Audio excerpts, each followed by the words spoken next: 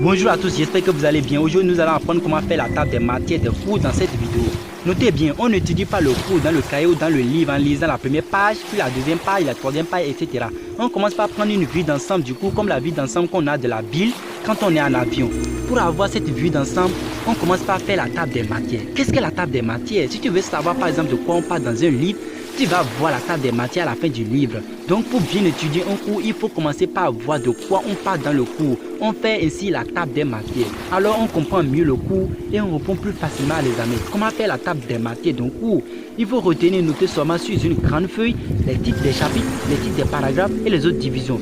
Voici par exemple le plan d'un cours de géographie. Nous aurons ainsi une idée de la table des matières. Ah là, je te conseille de mettre sur pause et d'aller chercher un stylo afin de noter sur un papier le plan que nous allons donner maintenant. Parce que ce plan te servira d'exemple, il te servira de guide dans l'élaboration de tes tables de matières.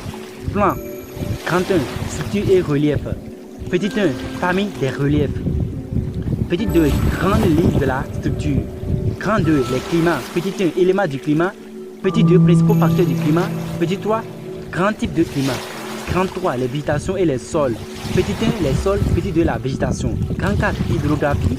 Petit 1, réseau hydrographique. Petit 2, régime des pluies.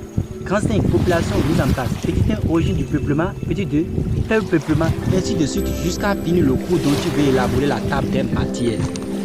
Il faut aussi noter qu'il est important de disposer les titres des chapitres de telle façon qu'on les distingue clairement.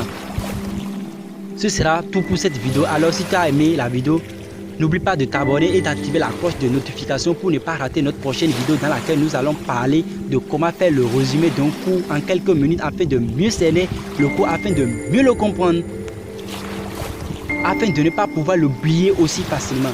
Ah là, cette vidéo sera dans quelques jours. Reste connecté.